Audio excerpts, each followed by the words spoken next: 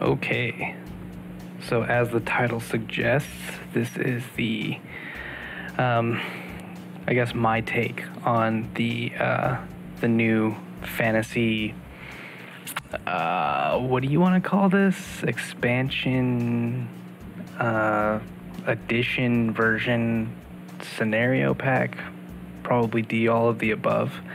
But this is my take on it. It's not going to necessarily be going through the the nitty gritty of the rules and points changes and stuff, just because this is my first review. I don't know exactly where the gray areas are as far as what I can safely say and what I can't. So I've seen a lot of these reviews. I'm going to try to kind of follow in the footsteps of other reviews that you can see on YouTube for different things. So this is going to be kind of like my review. There's no set limit, so this could be really short or it could be super long. I'm hoping it'll be probably somewhere in between. I don't want to run on terribly long about it. Although I have to say I'm pretty excited about it, so I could babble a little bit. You've been warned. It might be a rant, or not a rant, but a bit of a waffle, as you will. So basically, 40K or Games Workshop, in lieu of the changes that they made to 40K, it looks like they have come out with kind of a fantasy version. It seems like, just right off the bat, my assumption is they're kind of trying to bring, it's this ever-changing move towards bringing 40K and fantasy together. Kind of, not necessarily together, but using similar concepts and rules changes. So for example, when 7th edition for 40K came out, they got like a psychic phase where you kind of do Winds of Magic a little bit. It's called rolling for warp charges, but it's basically the same thing, with minor differences to accommodate the different rules on the base level. But that being said, I think after reading this book and getting into it a little bit, I think that's kind of what they're trying to do here. Is it's another move towards bringing everything more in line. As far as a 40K and fantasy player goes, it's pretty exciting for me because it means that there's going to be less differences. So I guess in the end, possibly less to remember for different rules and different ideas. But basically, what this book did was come out with a lot of rules or lore, a lot of fluff. There's a lot of fluff in this. It's like I don't even know. It's almost a novel, to be honest. It's like 5 chapters, I think, and 4 of those chapters are just like, it's all fluff, basically, which is actually something I really wanted to start off talking about. Is without getting in, I haven't read everything myself yet. I'm not through it. In fact, I'm not even close to done with it. That's how long the fluff is. It's taken me a pretty long time to actually get into it. But I think it's interesting to touch on the fact that this is the first time that I know of that there's been a significant leap in progression. And I've noticed that that's kind of been I guess it's been a topic that people have brought up recently, especially since the new edition of 40K came out recently, and there was a lot of rumors and talk when that was coming out. Well, I guess not recently, but when it was first coming out, rumors kind of went into the direction of like, it's gonna progress, and maybe we'll see some things happen with the Emperor, or whatever. It was basically talk of some progression happening, possibly, because we've always been on this like razor edge, right, of is the Imperium man gonna fall over the cliff, or are they gonna find some crazy way of dealing with all these enemies. It's always been kind of on that brink. And from what I know of fantasy, it's not necessarily the same. It's like the human empires are kind of the alpha in the world. They're kind of all these human nations and stuff have banded into this one empire, this one kingdom, and there's enemies pressing in on all sides, but there's allies and there's chaos, and it's more of a, I guess I could say more of a forgiving world, maybe. So it's not so grim and desperate, and you can infuse a little of humor into it. Fantasy's a much funnier game, quote unquote. Especially if you look at armies like the orcs and their randomness and the stupidity rule and stuff, where you just kind of stumble forward. There's a lot of randomness and silliness happening, and even in Empire, where some of the models are cheesy with the guns and stuff that they have, and the mechanical horse. I love that model. But anyway, there's some really dark parts of fantasy too, with the undead and chaos and all that. So it's kind of interesting to see the differences between the two universes. But getting back on track, it seems like this is one of the first times that I know of, at least. And granted, I haven't been around for forever. I've only been really in fantasy since probably 5th edition, I think, is when I started to pay attention and look at the world. I didn't actually start playing until I think 7th, so yeah, not too long. But in that time that I've known of fantasy and also with 40K, there hasn't really been any progression. There hasn't been any forward movement. Each edition is a suite of rule changes and new models coming out, and a new delivery system, I guess, for new armies. But there hasn't ever been any forward step. There hasn't been any developing story going on, which it kind of makes sense, because if you develop things too much, then old models and stuff might become irrelevant, or it might be difficult to kind of do the bookkeeping on that if you progress.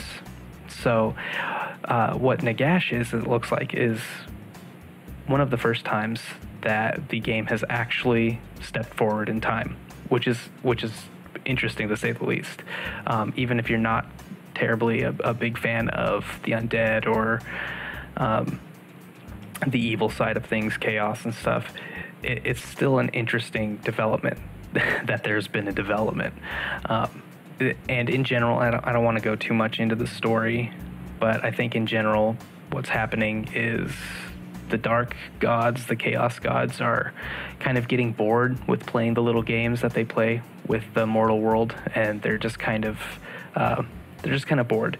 So they're basically like, all right, it's time. Let's move south and actually mean what we're gonna do, and let's try to make something happen. We're done with the games. And then sensing this, Archon the Black and Manfred, who's a vampire, they basically ally together through a number of interesting ways, and they band together and put forward this plan to basically resurrect Nagash, or Nagash. I don't know how you pronounce it, but basically the main big necromancer that died 1,000 years ago, and before that he was the first necromancer ever. And so they basically put plans in order to raise Nagash and unite the undead, and basically bring an end to the mortal world. And they have to step their plans forward, because chaos is basically done, and they're marching, and if the undead don't do anything, then they're going to just be kind of crushed beneath the weight of the legions of chaos warriors and beastmen and stuff. So that's the general story, is that they basically ally together to raise Nagash, and then he is going to bring them into this sense of unity, and he's going to create like winds of undeath all over the world. So basically the dead can rise in record numbers and just completely consume everything. And where the game starts, it's a little bit obscure, because there is actually this presents how many, I think it's like nine, something like that. Let me look.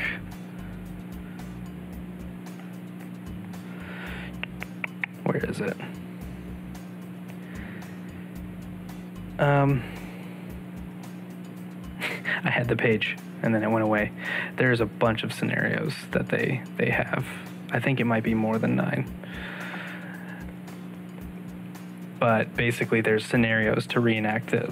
Like I said, the story itself is like a novel. It's huge, and there's a lot of people that die, weirdly enough. Again, it's that side effect of stepping the game forward.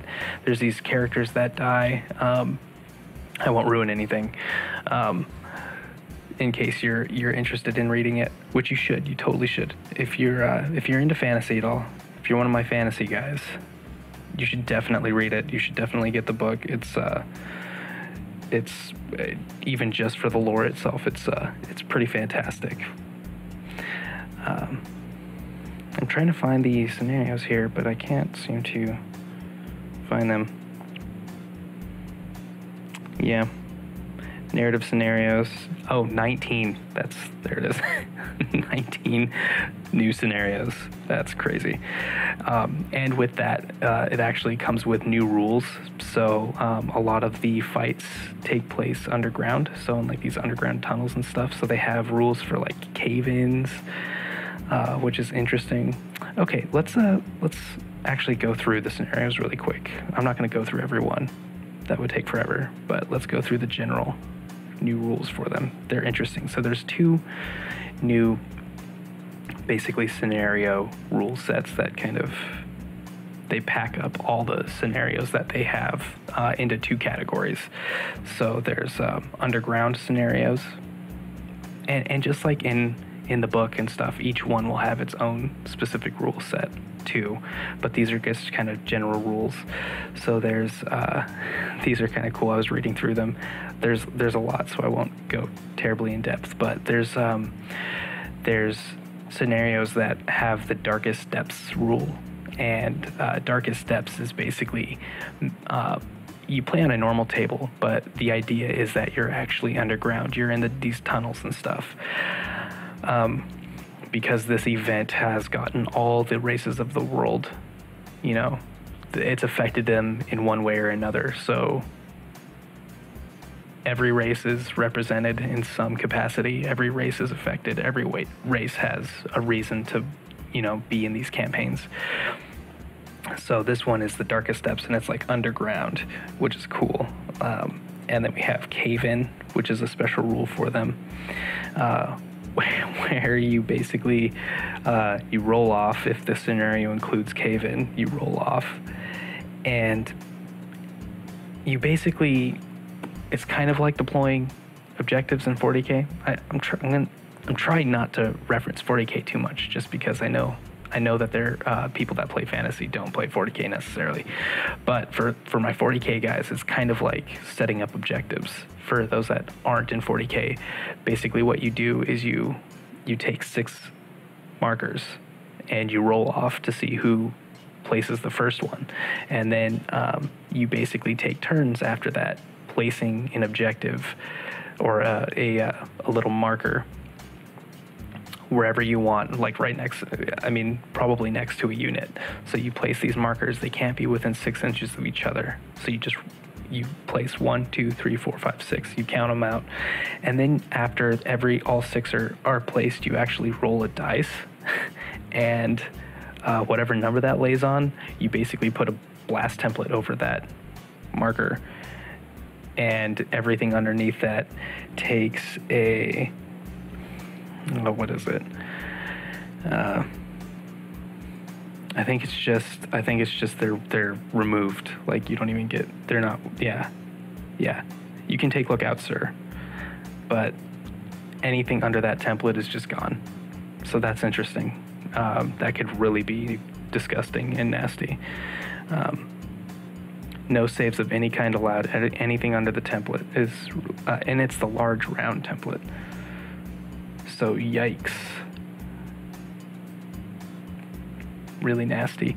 Falling stalactites, which is kind of evocative, to me at least. It's kind of cool. Like, you have these falling rocks and stuff coming from the cave ceilings and walls. And this one is basically the same concept, but instead of the cave-in rule where you just put this big blast template over, you actually don't start with 1. So a 1 is actually a total miss, but 2 through 6, you roll off and determine the marker the same way, but then it's you roll to do D3 wounds on that unit. So not as big of a deal, but still kind of interesting. Still changes it up a little bit, which is kind of cool. Gloom and Darkness, which is just a general thing, which basically subtracts shooting. It's a -1 shooting modifier, and magic is limited to a max range of 24 inches. So that's kind of interesting. Low ceilings. Oh, this one's cool. So, excuse me. Stone throwers, things that have indirect fire, things that fly, they're affected.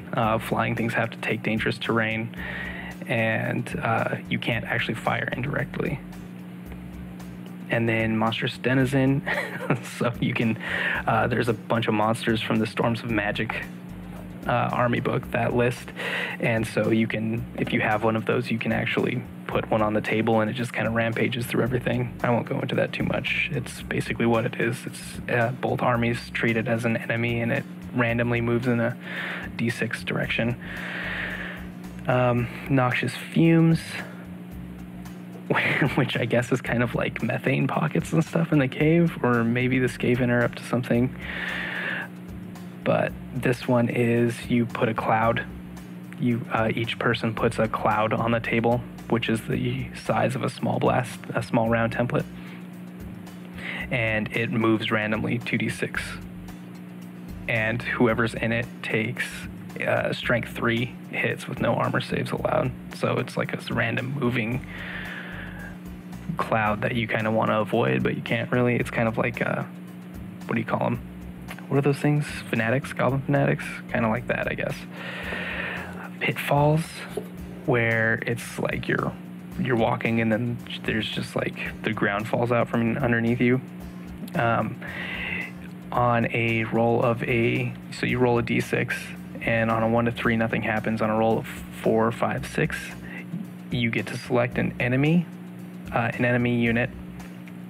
So you basically roll off, and it's at the start of your opponent's turn. You roll off, and if you roll, and if you get a 4, 5, or 6, you can do this. You basically select a unit, and then that unit has to take dangerous terrain every time it moves or charges. So that could really be nasty if you can actually put that on something that has to move, has to get into combat. Trolls and cave squigs, kind of the same thing as the denizen, monstrous denizen. Trolls and cave squigs, basically. And actually, I'm gonna switch the pictures here. I actually have you staring at the GW site for all this stuff, because I love the models in this, and it's something I won't be able to really show. But look at that guy; it's amazing. This is Archon the Black, and we have Nagash here. So yeah, we'll put this guy up here. Woo! This guy's huge. I don't know if you guys have seen the scale. Where is it? I totally got sidetracked by looking at this model. Ah, there it is. Did you see that? That is insane. Look how huge that guy is. That's a skeleton. This dude is massive. Alright, so let's put this guy up here. He's cool. Alright, so trolls and cave squigs are essentially the same thing as the denizen. If you have trolls and squigs, you can basically put them in an area and then you treat them as enemies. Then there's special rules that actually apply to fighting in Darkest Depths mission. So basically the scenario will have the rule Darkest Depths, and all of these things might apply. Tunnel Fighters is actually a bonus if you have a unit that has Tunnel Fighters units in the scenario. Then they actually ignore all those rules, aside from the monster ones. So they actually, well, not the cave-ins. They're affected by anything that your opponent does, but the Gloom and Darkness, the range restriction, or the Uncertain Footing, which is monstrous cavalry chariots must take dangerous terrain whenever they march, just all the time. That's just a thing that the scenario has all the time. And underground maze is kind of silly. Basically, you mark off certain areas of the battlefield, and any unit in it has to take stupidity. Yeah. Like you're getting confused and turned around and stuff. Weird. So Tunnel Fighters ignores those two rules. Noxious Fumes, I guess they know where the pockets of gas are. I don't know. And Gloom and Darkness, they ignore that range restriction, and they ignore Uncertain Footing. So basically they have all of those things. And then the other one, the one that I'm personally excited about, so that's the Darkest Depths rules set. And then the other one I'm excited about, really excited about, is the Haunted Battlegrounds. So this basically uses terrain, a couple of terrain pieces that grant different things. I won't go through them, but the general rules are, so it's just kind of like GW's been doing this lately, where they have all these terrain pieces that they have, and no one's buying them because it's cheaper to build them, frankly. And there's a lot of cool terrain companies out there, so you just buy kind of third-party stuff and call it good. So I guess they were seeing low sales from that, because these last couple of rules updates that they've put out, these major rules updates, have had specific purposes for their terrain pieces. So now you can actually buy the Haunted Forest and the Garden of Moor, which I think it consists of like several pieces: the Statue of Moor, Restless Crypts, and Ghost Fence. Yeah, so basically they have these rules for their terrain pieces, and if you're in them, the rules are as follows. You could have Death on the Winds, which basically reduces Lore of Death, Lore of Undeath, Lore of Vampires, and Lore of Nahikara, which is limited effectiveness unless you have those lores. I guess everyone has Lore of Death, and everyone now has Lore of Undeath as well. So, but Lore of Vampires and Nahikara will only be Undead Legions, which we'll get into in a second. But basically, every spell from those disciplines are reduced, their casting value is reduced by 1. So that's really cool, to a minimum of 3. So you can't reduce it below 3. And then there's Haunted Terrain, where you have a rule set for things that are haunted, which get that heavy with death rule, and then some specific rules that, I don't know, will be terribly great. But yeah, this one has Shade Haunts. So the Haunted Forest has Shade Haunts, where units with the ethereal rule that's inside of them, I guess, they get +1 strength. So, meh. The rules themselves, quite frankly, are kind of underwhelming. They're just kind of interesting, fluffy things. But I think it's cool that they have like haunted things now, because there's so much death going around. The big rule is heavy with death. So anything that has heavy with death, you get the -1, which is cool. Yeah. All right. So that's the scenarios. Basically, your scenarios will either have both of those or one of those rule sets in most cases. And we can actually go through each scenario later, just list them out, give kind of a general overview. But let's move on to the big rules changes, the ones that are, I should put like a little timestamp here, say, if you really want to know the importance. Yeah, if you want to just skip to the good stuff where the big things are, skip to the 25-minute mark or whatever it is right now. It's already so long. Okay, so let's go on to the Lore of Undeath, which is one of the big changes that this is introducing. The Lore of Undeath is basically it's not basically, it's straight up a new discipline that is general. It's open to anyone that can use it. And the way that I look at it is, and this is a complication here, I don't know if I can really read these specifically so much, so I'll try to meet in the middle here. I'll go through each one, but I won't read them specifically. I'll just kind of give a abridged version of the spell. Yeah, so that's what I'll do. The way that I look at the Lore of Undeath is, again, going back to earlier when I was talking about how GW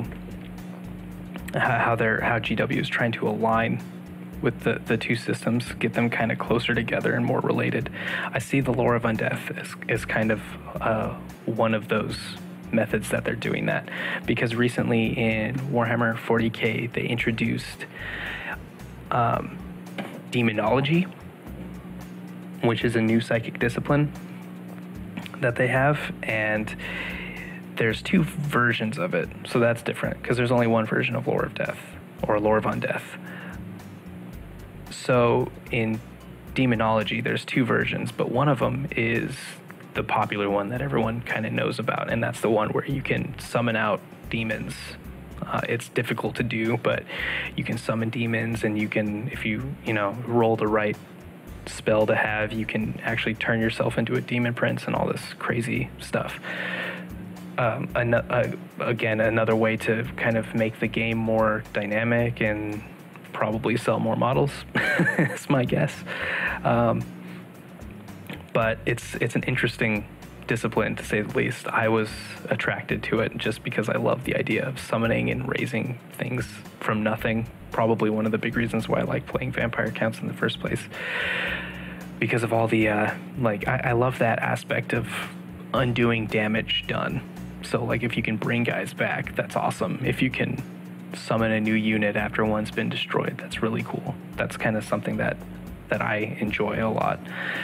So the Lore of Undeath is kind of the same concept as Malefic Demonology, which is the summon demon school. The other side of it is the anti-demons one, and that's like a bunch of anti-demon spells and stuff. So the Lore of Undeath starts with the signature spell, which is called Rise the Grave Call. You could probably guess what it is. It has a range of 12 inches, and you cast a unit. It's actually points based, which is interesting because the familiar spell that everyone might know is Invocation of Nehek, which is the one that kind of exists now, or Raise Dead, I guess is more apt, where you basically, if you cast it, if you get it off, you roll, and whatever your result is on the dice, that's how many dudes you bring back. But this is actually based on points, which I thought was kind of an interesting thing that they did. And there's a reason that they did that, which is really, I see it being really broken. But we'll get into that when we actually go through the crazy new models. This guy, whew, yay, he's awesome. Let's switch up. Let's go to the Conclave here. This is Arkan. Let's go back. The Conclave is awesome. I'm super excited about it, but also kind of disappointed. Mostly because the Conclave is amazing models, and they're really cool. We'll go through their units and stuff, but I don't like who uses named characters in 40k or in fantasy, right? I don't know. Maybe once I go over it, maybe you can tell me what you think and if it's worth it. This is, who is she? I can't ever remember her name. Neferata. She's like the first vampire, basically. Really cool. So yeah, let's skip here. Let's look at that for a while. So basically, the what was I at? Oh yeah, Rise. So it's within 12 inches. It's a range of 12, and you can summon a unit of infantry from the Undead Legions list up to 50 points. And actually, this is a good segue into what the Undead Legions are. So basically, I don't know if they're gonna to continue on this path, if they're gonna make it even more like if they're going to gray out the divisions even more. But basically, this book has kind of merged the two armies, and that's gonna, I don't know how to think about that. It's cool, I guess. It's awesome, but you could already kind of do that with allies. I know no one really takes allies in fantasy, but it's cool because, like, for vampire counts, you get access to shooting all of a sudden. I don't know. It's cool, and if you have the resources to actually, like, dive in headfirst, I think you could probably make a much better list using both army books to kind of make it. But there is still a division. Like, it's not just like they merged all vampire units into one vampire and Tomb King's units into one book now. They're still defined by their own books. You can just field them alongside each other, kind of like another step above friendly from the ILS chart. So it's like a step above that. You can just have a unit of archers with your vampire counts now, skeleton archers. So that's cool. I'm interested to see what people do with that, if they do anything with it at all. It kind of like summoning in 40k. I heard about it. We discussed tactics, and the internet blew up about it. But really, at the end of the day, when the dust settled, no one is really summoning demons that I know of, especially in like tournament settings. So maybe it'll be something like that where it's an interesting concept, but people don't really do it. I don't know. But anyway, let's get back on track here. There's a huge list for what the Undead Legions consist of, but they have merged the two, or if you merge the two, you call it the Undead Legions. And then it's lords.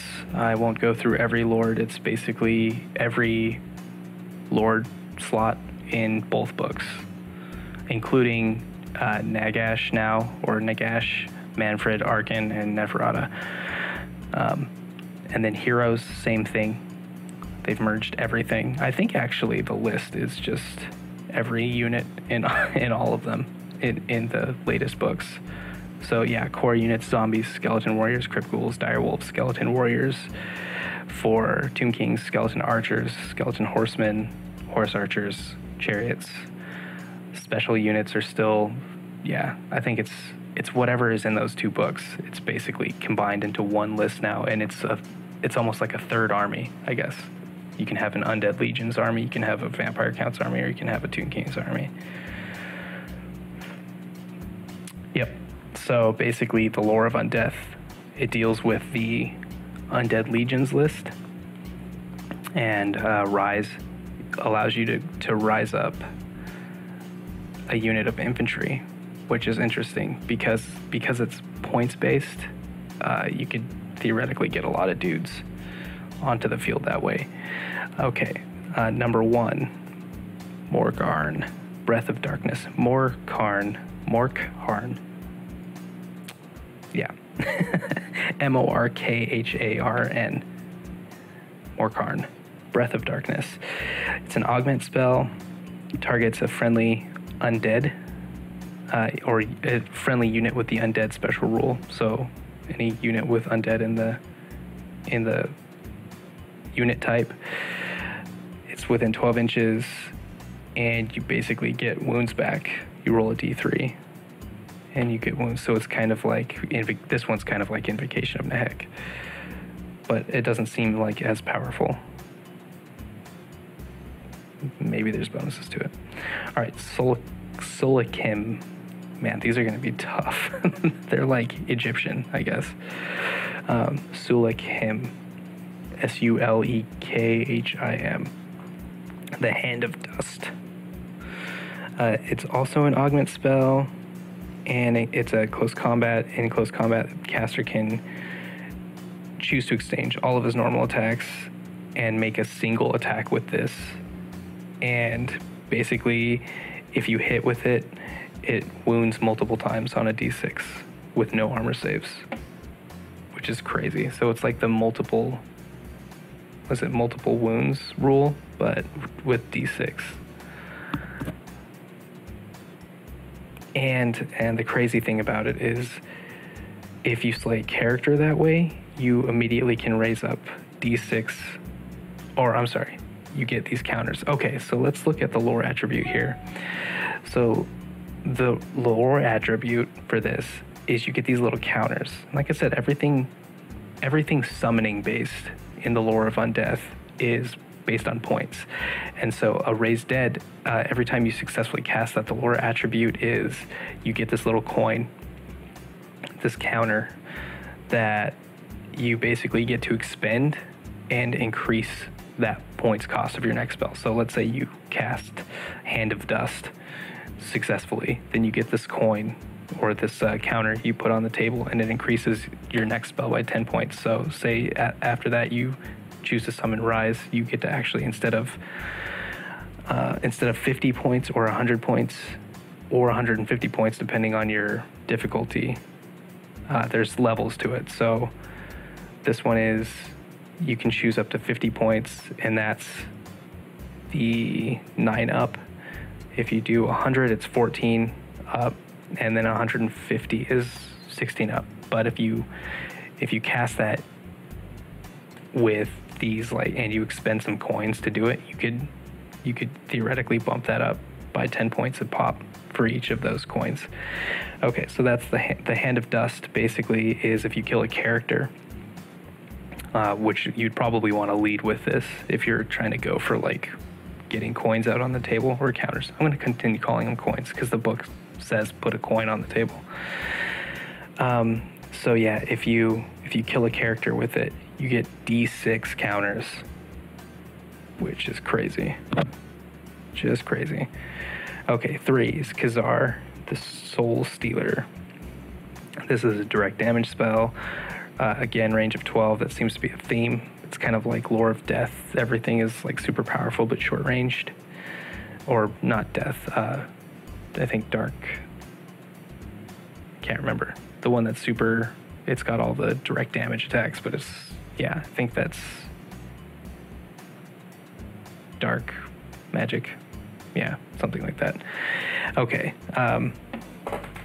This one is a direct damage spell, and it's based off of leadership. So you roll 2d6 and add 2, and for every point it exceeds it, you take a wound with no armor save. So it's kind of like a, I don't know, 2d6 plus 2, and then you take a wound for every point of leadership it's over. And then again, if you cause wounds by it, you get d3 counters. So you can actually use that as a pretty effective force multiplier if you have a good magic phase and just blast out units. Razkar, the Abyssal Swarm. This one is kind of like Rise, but it's for swarms. War beasts or swarms. 75 points at difficulty level 10 and 150 at difficulty level 16. Kandarak, the Harbinger. Summon a character. So you get a character which is, it specifies anything that's specified as a character, you get to bring one on. And that's 65 points worth, or at difficulty level 10, or 200 points. Holy Holy snotmouth. That is a huge 200 points, but the casting value is 24. Can you imagine just summoning 200 points of characters? Or a character worth 200 points? It's pretty good. And Arkin, the Dark Rider's the last one. You get to summon, it's the same thing, but this is Cavalry, Monstrous Cav, and Chariots. So, and it's cast on 16 plus for the basic one, and that is, oh, I guess this one doesn't have any other levels. It's just 16 plus for 150 points. But again, if you force multiply and you have a bunch of counters on the table, that can explode. Okay, so that's the Lore of Undeath. Let's look at the other general rules, and then we'll move on to the units, and I'll try to wrap this up within not a terribly insane amount of time. This is going to probably be a long video already. So the Warhammer rules, the general ones are, let's see if I can find them again. Sorry guys, I did not prepare for this. I just kind of flipped the computer on to do this. I did not prepare. Okay, so here we go. Yada yada, undead legions, blah blah, special rules. So it goes into talking about how it's basically goes into how the Vampire Counts Tomb Kings merge is organized, and it goes through a couple of, it's basically like a FAQ or an errata, I guess. It talks about subtle rule changes that will affect Tomb Kings and Vampire Counts. So yeah, it goes through its normal terminology, like wherever Vampire Counts is used, this applies to that or whatever. Yeah, there's a number of common special rules that apply to several undead units, but this book basically overrides them, is what it's saying. All undead have unbreakable, unstable, and fear, which is general undead goodness. Unlike other units with the undead special rule, units entirely composed of models with a vampiric special rule can make march. That's standard. It's basically taking all of these universal rules from both books and consolidating them here, which is nice. So that way, if you just want general overview, you don't have to go out and buy a whole other codex for it. I mean, theoretically, if you're going to have units in your army, you would need that codex anyway, or the rule book, not codex, army book. Battle standards, it talks about unstable. So for undead, if you lose your banner, you can't bring it back because it dissolves, basically. Oh wait, no, that's the general rule. What is this talking about? Oh, that's for battle standards. Okay, so this talks about the unstable rule for battle standards. So for undead who have unstable, if you have a battle standard, it reduces your unstable wounds by 1. And unstable is, if you didn't know, because you're unbreakable, you're immune to psychology, you can't run away from a combat, so you can't break or anything like that. So instead, you take a leadership test, and every point you fail by, including all the modifiers, you lose a unit. Or, I'm sorry, not a leadership test. It's dependent on your score. So if you've got ranks and all that. So once that all equals out, you take wounds for the difference. Getting my rule sets mixed up. My apologies. I'm not doing it on purpose, I swear.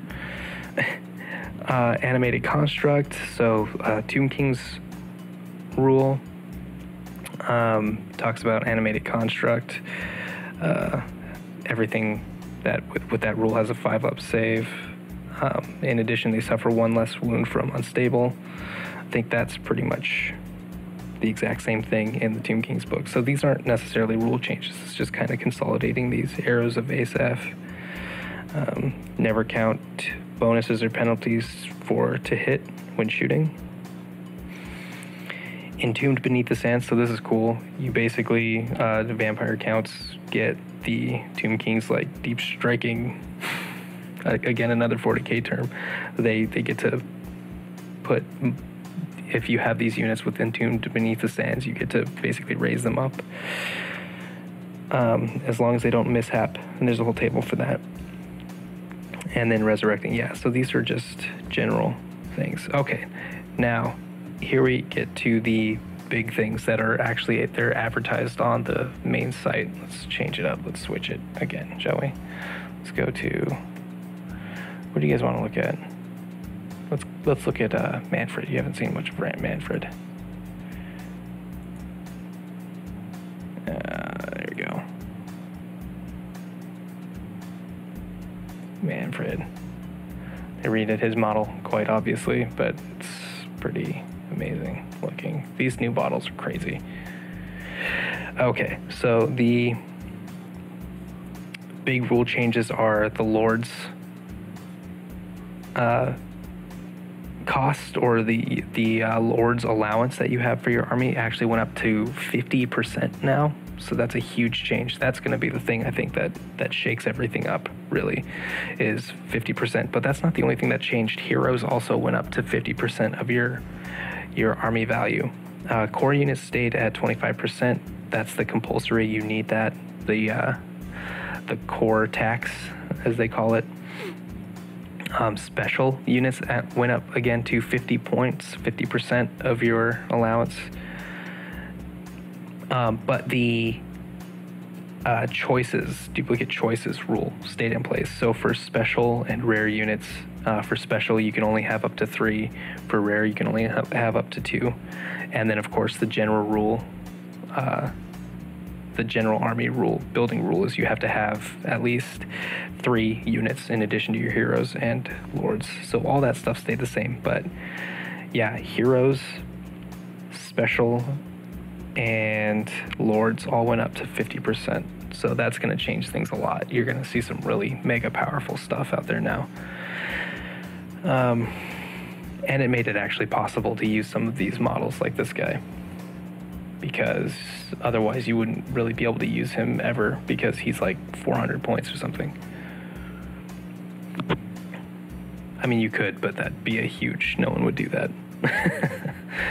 All right, so that is basically the general rules. That's the general outline of the new system. The I guess the bullet points to take away from this is it's crazy that they're actually progressing in the story at all. That's unprecedented as far as I know. And the second thing is they've added a bunch of different scenarios with interesting, albeit super fluffy and probably not terribly competitive scenario rules, like cave-ins that'll kill an entire unit apparently. So there's a bunch of new scenarios that they added, stepped forward in the story, added a bunch of scenarios, and then changed the general rules of the game. And this is the thing that I'm kind of intrigued with, because I don't know if this rule exactly, maybe someone out there knows. It was really interesting because this was kind of a silent release. Like, they didn't really talk about it, and as far as I know, there hasn't been a whole lot of talk on this yet, as far as discussing what it means to the overall system or what it's going to mean to the normal game. For example, like, if you're playing just normal 40k and you don't have the Nagash book, do you do the 50% thing for your units? Like, I don't know. That's the thing that I'm kind of confused about, is there's a lot of mystery around this release, it seems like. And even after things came out, it's like no one was really talking about it. So I'm going to go ahead and assume that they're like wide-reaching army changes now, because now you're going to see like undead and undead legions in the game now, and you're not going to be able to not play them, I guess. So I'm going to assume that they're changing the main core of the game. So in a way, it's kind of like a, not even an expansion, almost like a really beefy, I don't know, errata, I guess. It's like a 500-page errata where it changes these big things and adds new units that change everything. So anyway, moving on, that's the, and then the general rules for army composition. Those are the main takeaways, I think, so far. Now let's go into the units. Nagash himself, this dude is insane. I know I can't say points, costs, or anything like that. So suffice it to say, you'd need at least a 2,000 point army, probably around that, to field him, to even have him in your list. Yeah, he's really, really, really expensive.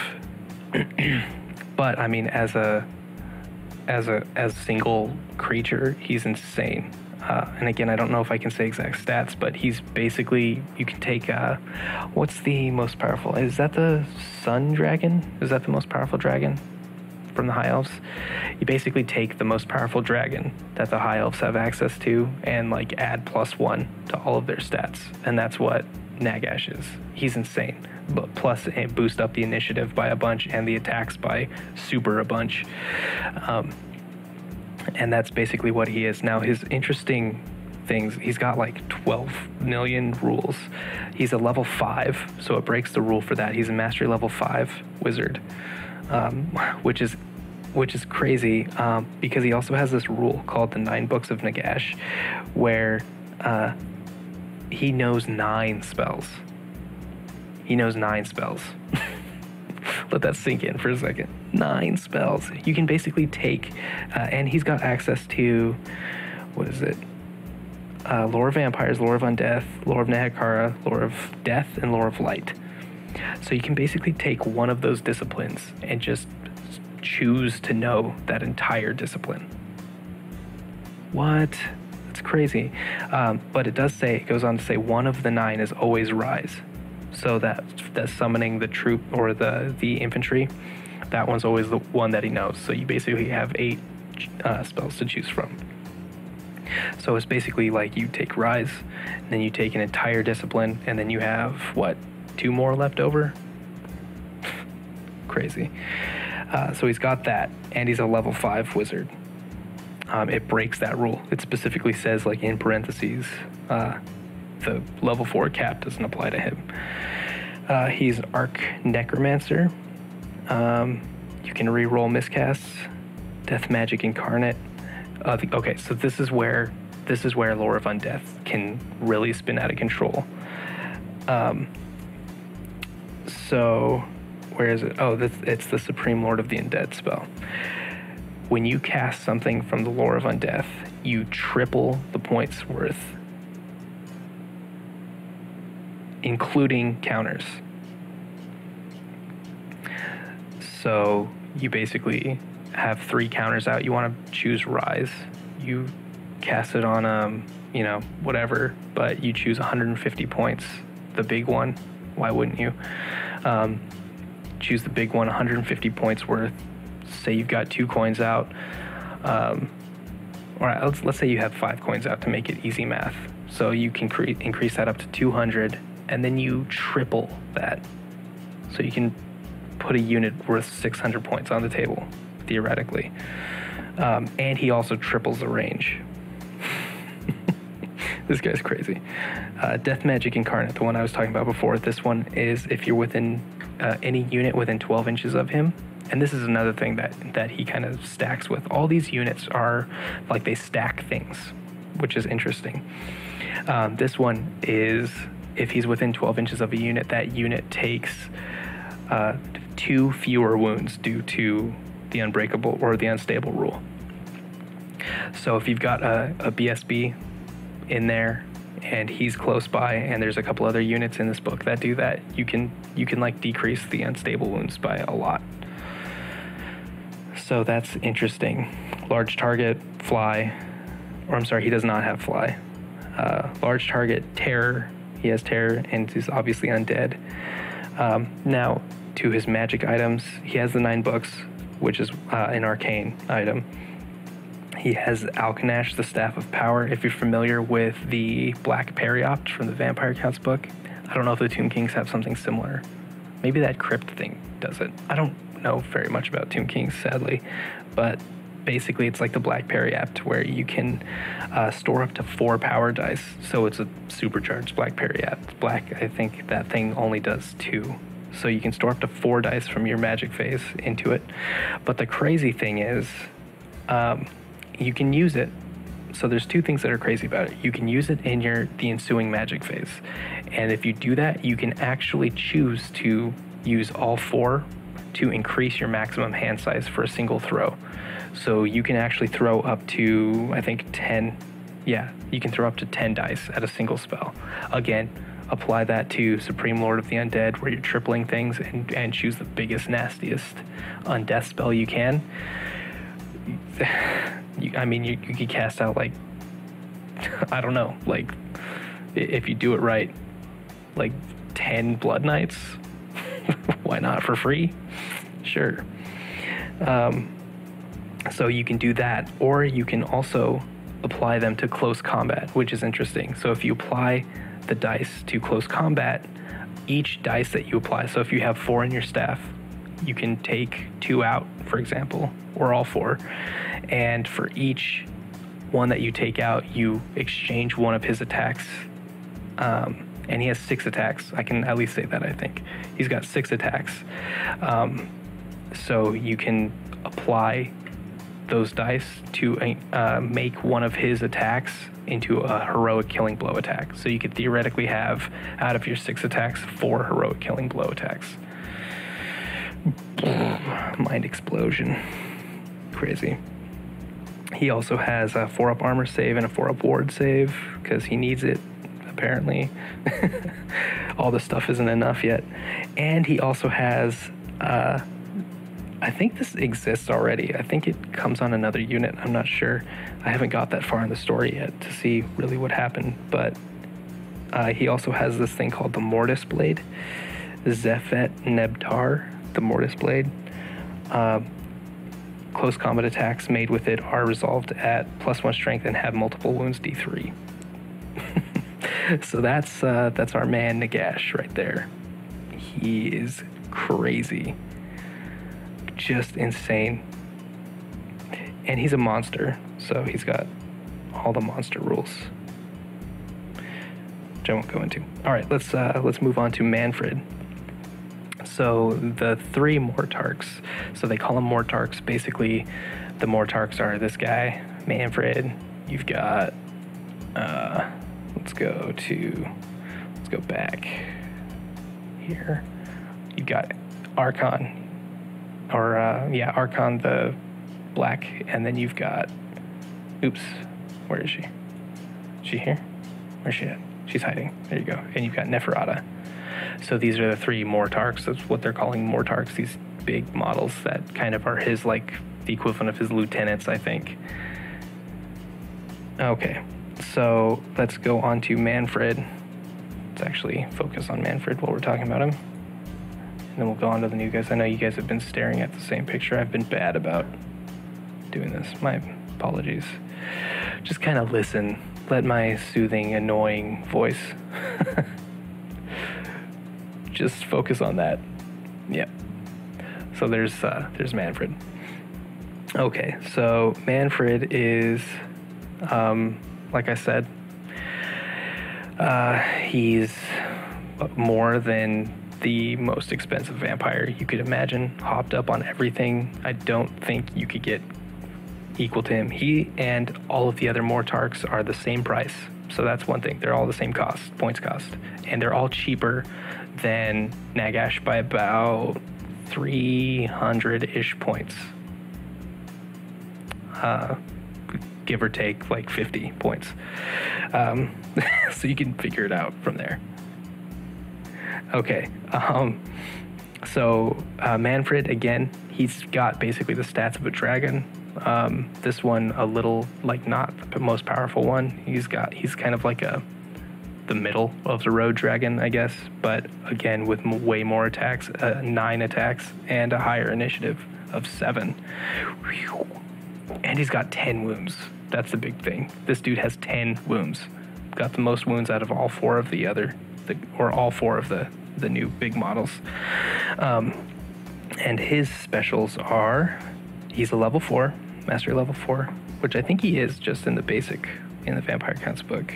he might not be. You might be able to upgrade him, but yeah, he's a mastery level 4. He has access to the Lore of Death, Lore of Vampires, and Lore of Undeath. He has Dark Cunning, which is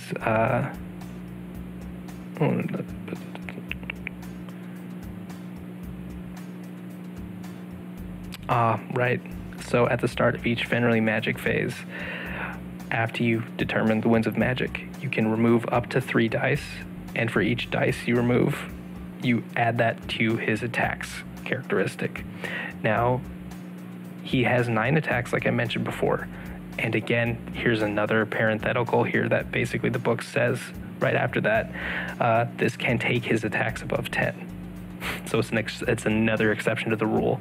So basically, I think they're trying to get across that these 4 dudes are like more powerful than anything in the world, because they're breaking these like ceilings that you can't normally go above.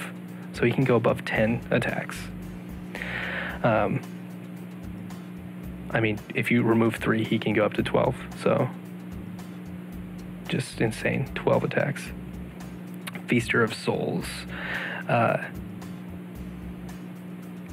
Now, consider that he has so many attacks.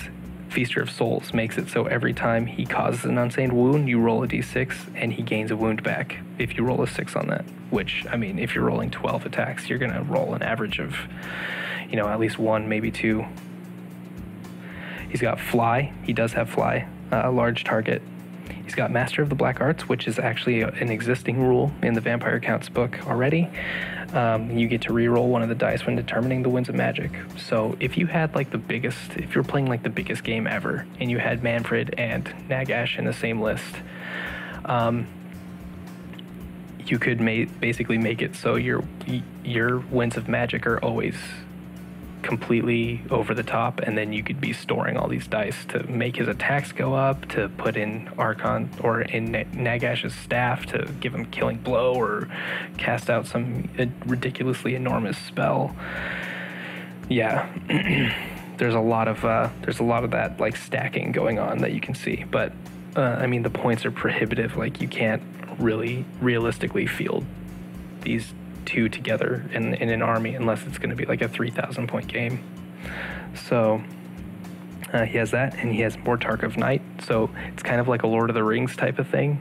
When Nagash came back, he basically assembled his like lieutenants and made new lieutenants. I think he got 9 lieutenants, and the Conclave of Death is what they call it, but those 3 are like the main big lieutenants. But then there's other ones, like he actually brought Vlad back from the dead, so Vlad von Karstein's actually alive now, again, and he's a Mortarch. Krell, who used to come with what's his face,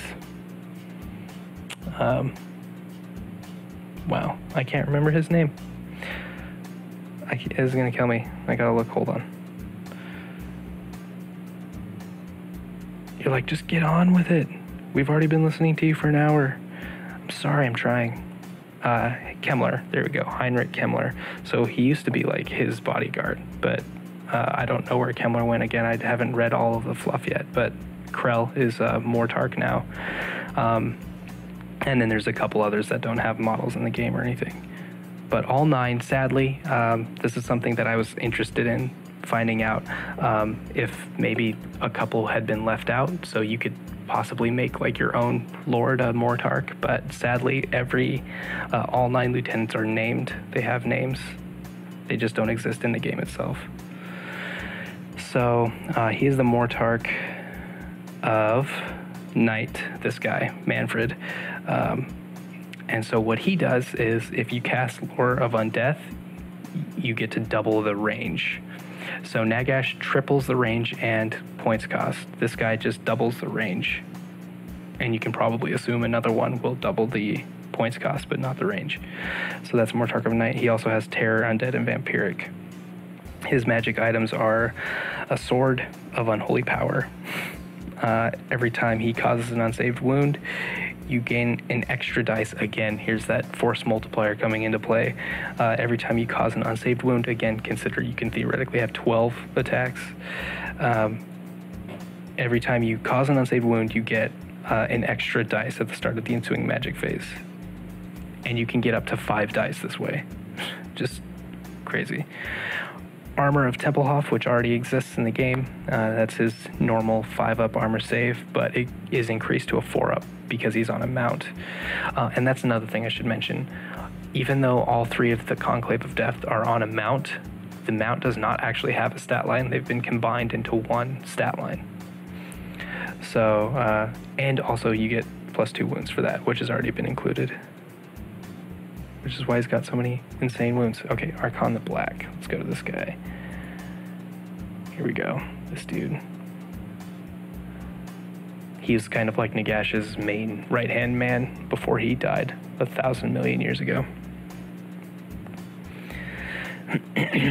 Okay, Archon the Black. Again, he's about the same stats as with changes.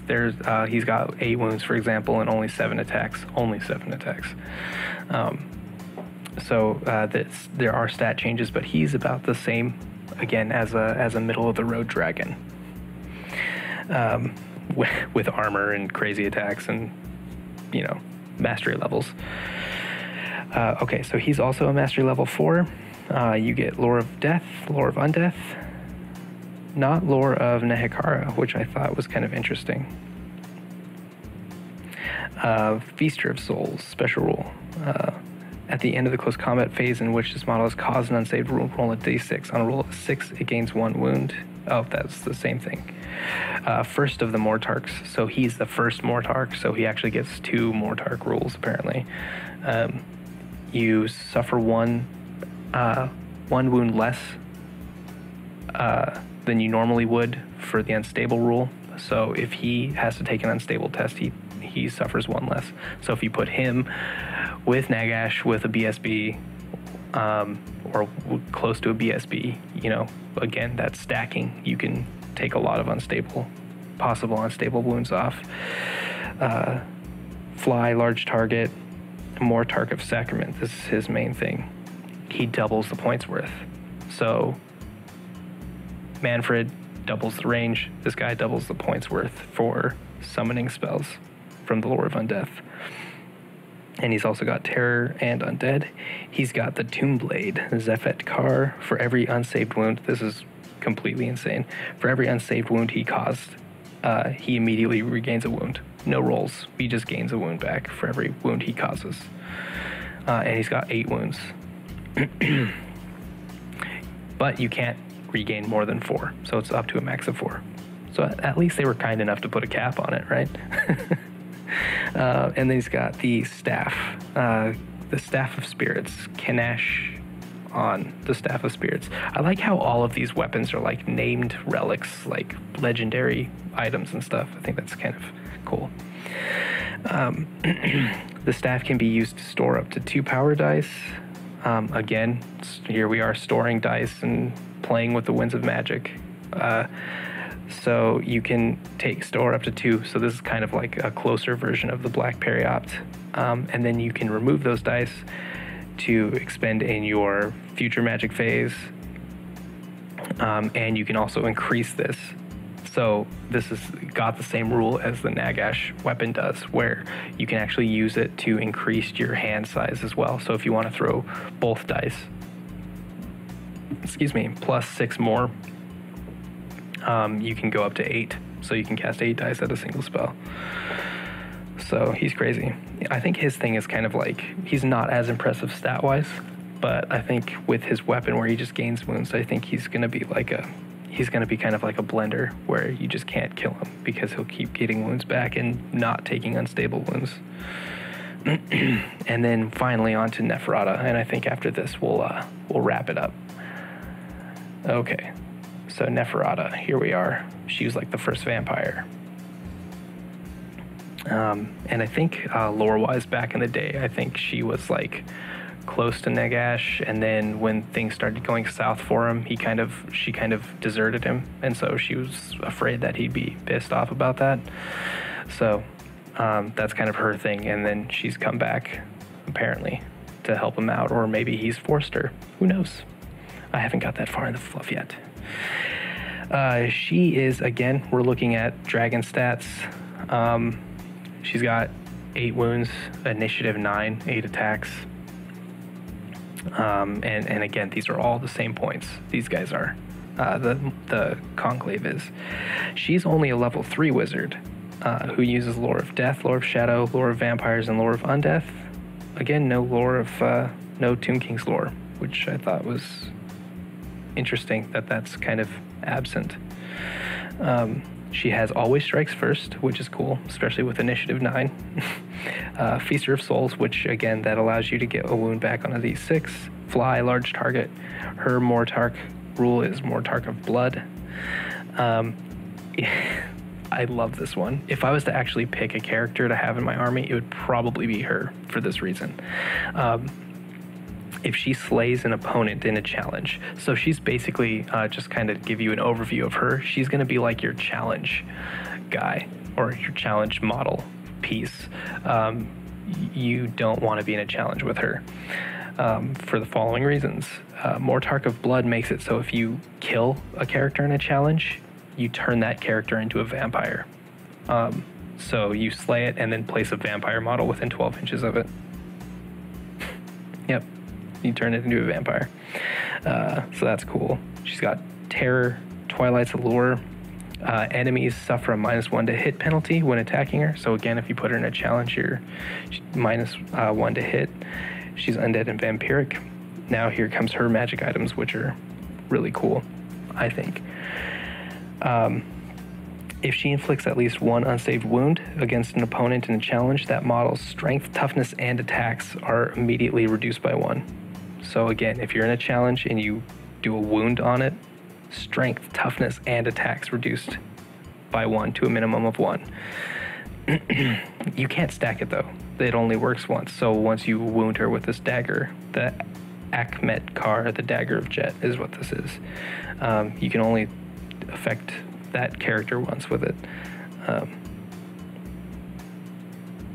Yeah, so if you're in a challenge with her, you're -1 to hit now because of Twilight's Allure, and also strength, toughness, and attacks. So that's cool. And then Akin's Seth, the Staff of Pain. When Neferata successfully casts a magic missile, direct damage, or hex spell, each target unit suffers D3 additional magical strength 5 hits. So you basically cast a damage dealing spell, and it does D3 additional strength 5 hits to it. So probably useful. And then it also goes in to talk about Krell and Vlad, but honestly they didn't really change except for the Mortarch rule that they have now. So Krell he's the Mortarch of Despair, and if an enemy unit fails a fear, terror, or break test within 12 inches of him, he automatically regains a wound, which is cool. He's actually, I think his stats went up. I'm pretty sure his stats went, I think all their stats went up. He's got 4 wounds now. But other than that, he's basically the same. But they're way more expensive. These guys, Krell is the cost of a Vampire Lord plus a couple of upgrades. And Vlad, he is 100-ish points below the Conclave, so he's super expensive as well. And he's basically the same. He was always really expensive, but he has a Mortarch of Shadow rule now, and his stats went up, I believe. All enemy units within 12 inches of him suffer a -1 penalty to leadership, and in addition, all shooting and close combat attacks directed against him suffer -1 to their hit. So he's going to be pretty tough to kill, especially since he has a 4+ ward save. His old rules with the Karstein Ring, he has a 4+ built-in ward save, and every time he's removed from play, if you roll a 2 or higher, he just comes back with a single wound left. So yeah, he's going to be tough to get rid of permanently. Okay, and then the final thing is they added a new unit, and I'm gonna have to leave it up to you guys. I don't even know if the Games Workshop's site has them on here. By the way, while I've been talking, yammering on forever, I actually have been uploading your next 40k battle report. Yay! So that this video here and this one will, and the bat rep will be coming out relatively close together. So yeah, and actually here, if you go to the Games Workshop site and look, like they have all these, again, it affects every race. This whole event that's happening has affected every race. So now they've like brought the lords back out, the big lords, and there's probably cool stuff about them fluff-wise out there that you can probably catch. Where is it? Yeah, that's interesting. I don't think they have models for them yet. They're called Morghasts, and they're actually in the book itself. Yeah, they're in the book. You can probably Google it. Morghast, Morghast, Morghast. Google it to find a picture. But basically, they're like a cross between. They're really cool looking. They're like a cross between like gargoyles and like a Vargheist, I think. Is probably a decent description for them. They're really neat. They are pretty expensive, about the same cost as a Vargheist, I think, maybe a little more expensive actually. But there's two versions of them, and one of them, so basically there's a base version, and the base version, they're basically the same unit, except for if you pay more, then they, it's two different separate units, but one of them is like, they've got slightly better armor and a different weapon. And then they're in a different slot. So that's interesting too, the fact that they're in a different slot. So the base version, they're called Morghast Harbingers. They are unit size 2+, and you can field them in a Vampire Count's army or an Undead Legion's army. So again, they are making that distinction, but you can combine the two now. Again, not Tomb Kings. I think this bodes ill for Tomb Kings, to be honest with you. Like, does this mean that they're going to be getting rid of the Tomb Kings and just merging everything into Vampire Counts? Because, I mean, the Lore of Undeath was mostly gone from the new units, and you can't really field anything in the Tomb King's army anymore, or any of the new good stuff. I don't know. What are your thoughts on it? Anyway, the Morghast Harbingers they count towards your special allowance, so they go in the special slot. And they are Hover, Heralds of the Accursed One. Again, we're going to be talking about stacking here. Units with a special rule within 12 inches of a unit with this Heralds of the Accursed One rule, you suffer one less wound than you normally would due to unstable. So if you've got these dudes floating around, and plus Nagash floating around, plus a BSB, plus you're taking unstable wounds on Argon the Black, for example, like that's what, 6, 7 unstable wounds that you basically get to ignore. Crazy.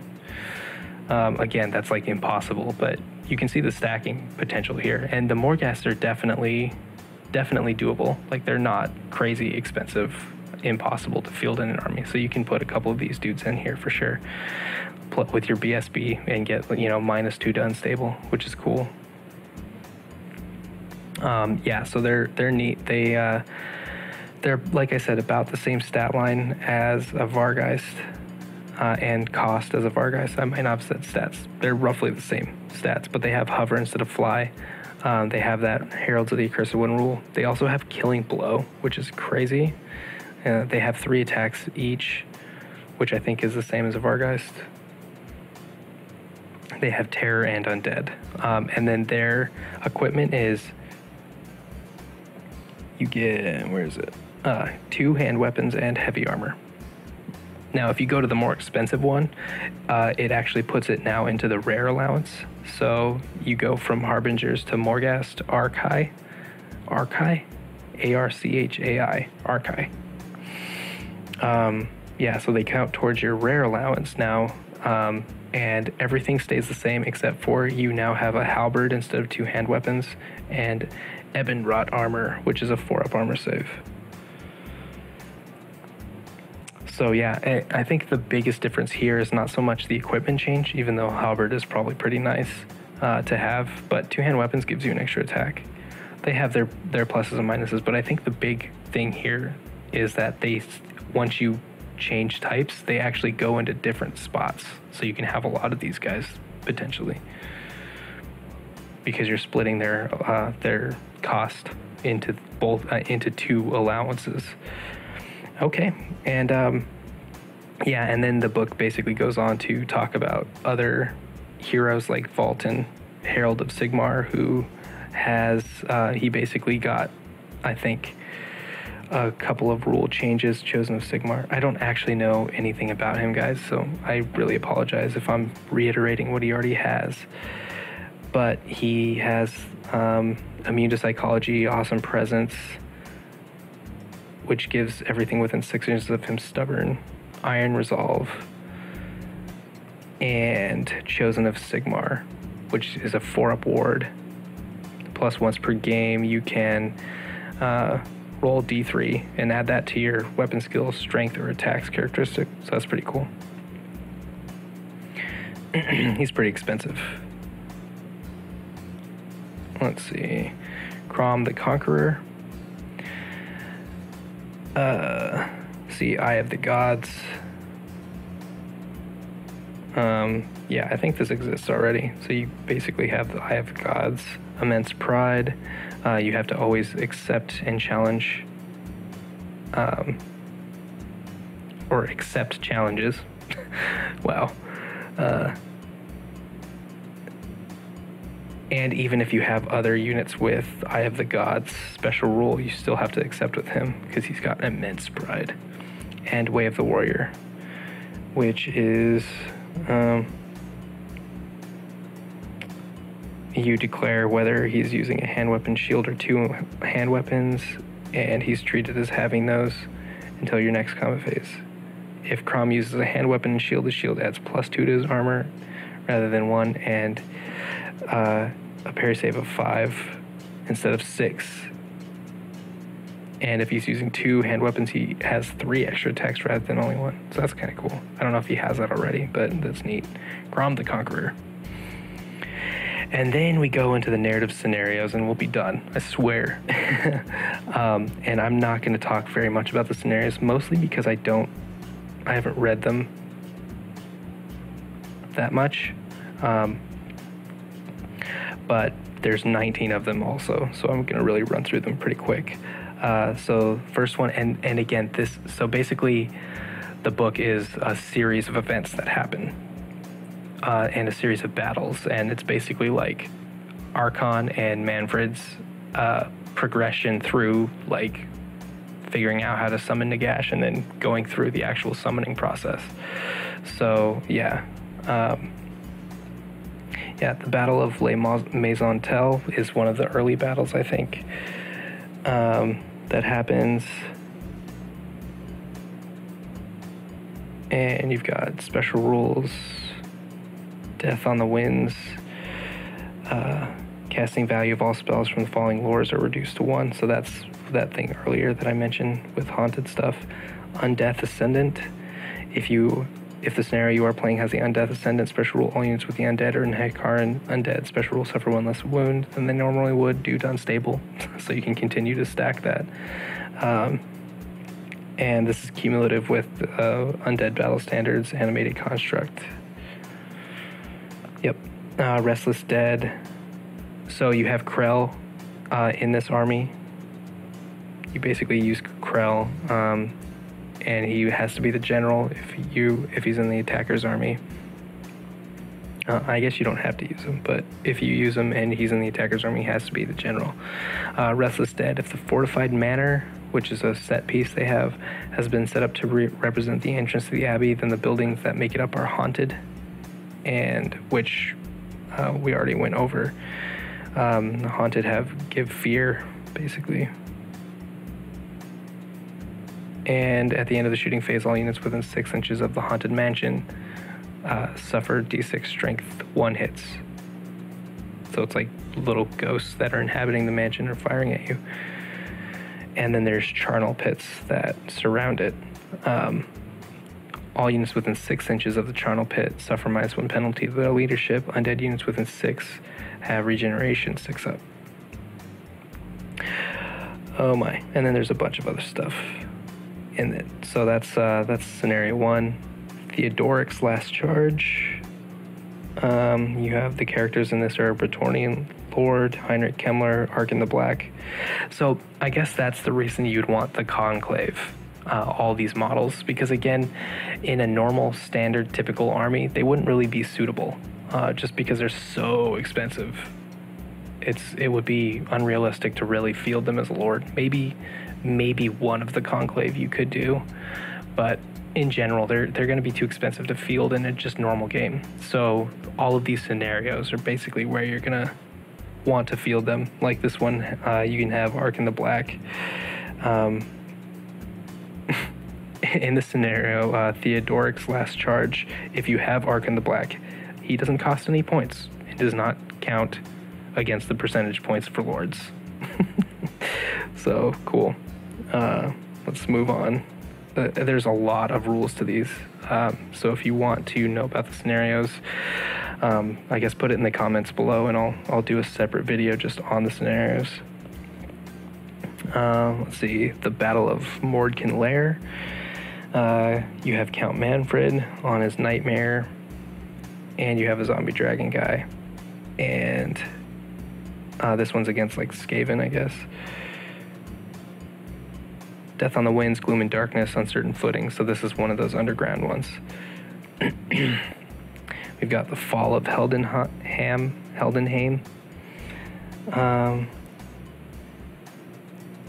This one's got Death on the Winds, Undeath, and Ascendant. You've got Manfred in this. Enchanted Weaponry. All close combat attacks made by all lords, heroes, and units, champions in the Empire Army treated as magical attacks. Death at the Nine Demons. Eltharion, this one's a High Elves scenario. Eltharion the Grim is taken. Archmage and Prince. And Count Manfred again is in this one. So if you want to play these scenarios, then I guess it's a good idea to have the Mortarchs. The Battle of Skulled Chasm. Neferata is in this one, and she has to be your general. Krell is also taken. This one's against Orcs. Haunted Battlegrounds and Troll and Cave Squigs. So this is another one of those underground one, it looks like. The Battle of Valia's Gate Part 1. Yeah, so these are really intense scenarios. Like, they're actually part of the story that's in the book. So this is part 1. You take Neferata, Krell, and a unit of Tomb Guard. And then the defender is Dwarves, Thoric Ironbrow, and 1 unit of Iron Breakers. Thoric has to be your general.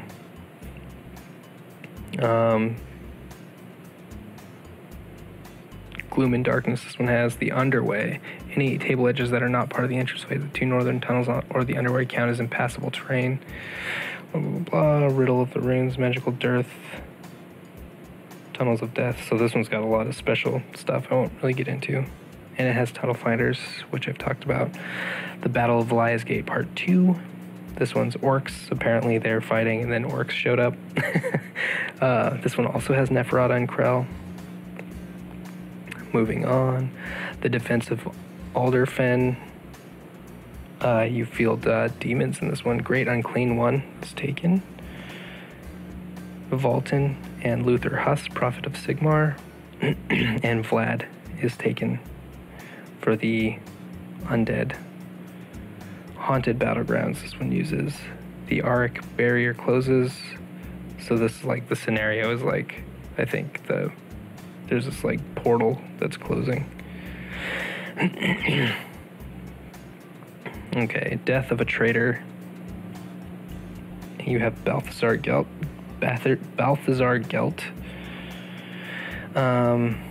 Volton, Luther Huss, Kurt Helborg. And I think it's like Empire on Empire, because there's like a traitor. Maybe I'm lying. Yeah, so Balthazar Gelt, I think, is a traitor. So he's like summons undead, I guess. I don't know. Again, if you want like a more deep rundown of these scenarios, request it in the comments, and then I'll see if it's worth going through each one. Again, there's 19, so there's no way I'm gonna talk about all these in depth. Heffingen, River of Undeath. You've got Crom the Conqueror, Volton on his Barded Warhorse, Luther Huss, and Vlad. And this one also uses Haunted Battlegrounds, Breathless, River of Undeath. Yeah, so there's like a river in that one that has special rules for crossing. Where is it? Heffingen, Fire and Iron. So apparently Heffingen is like this massive battle that happened. So there's multiple parts to it. So there's River of Undeath, which is like a segment of the battle. And then there's Fire and Iron, which is another part of it. Guragath's Doom, Heffingen, Guragath's Doom. This is like a series of fights. It's a big battle that happened. The Battle of Blightwater.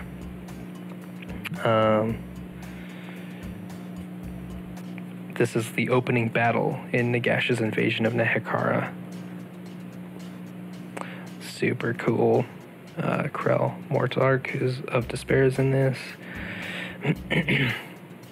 Death on the Winds and Undeath Ascendant. And this one has attack waves. So I think that's the attacker is allowed to set up one wave of units at the start of each of his turns.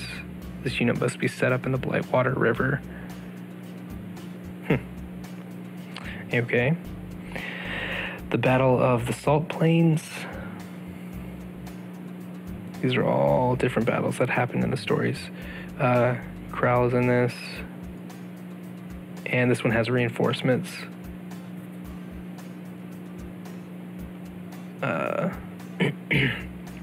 Ambush in the Deep Desert. It keeps going forever.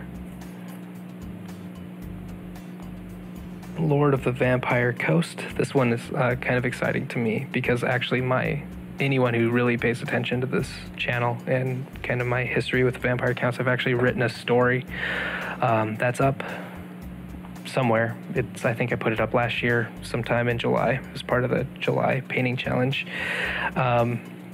But basically the lore that I wrote for my Vampire Counts is that my vampire lord is after Luther Harkin, who it's interesting because I have all this fluff written for my army, and then because of this new stuff that came out, I no longer get to use it because like the story's progressed and now it's like invalidated everything. So she's after Luther Harkin, and then Luther Harkin actually comes up in the story now, and he's I think he's one of the Mortarks now.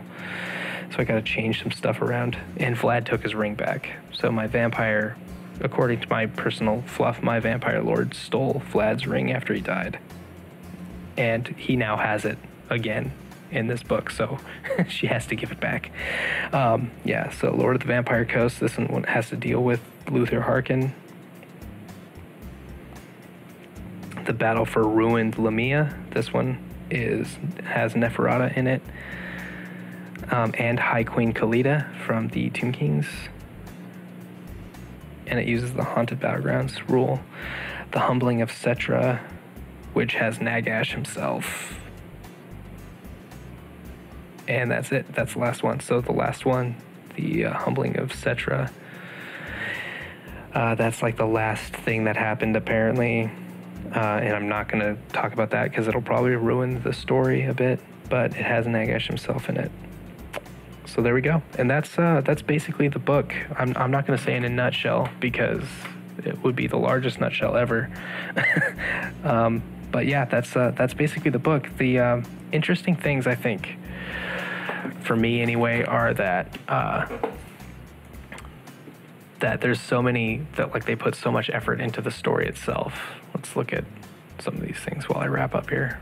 There's Nagash's head. Awesome. Yeah, so it's like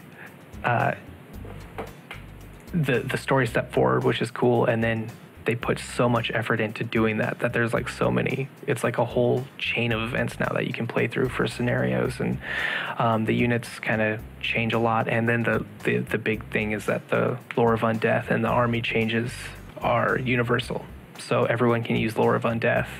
The 50% increase for lords and heroes, that, you know, that's obviously a universal thing. So okay, well, that's my review slash kind of report, I guess, on the book in general. So I hope I really hope you like this. I hope it wasn't terribly boring. This is my first review. I hope my voice wasn't too grating on your ears for this long, and I hope you didn't get bored at the, the still pictures for forever. So yeah, I hope you enjoyed it. I hope you got something out of it. And let me know if you want more of these in the future. Let me know if you want a more in-depth view of the scenarios, individual scenarios. Yeah, give me your thoughts.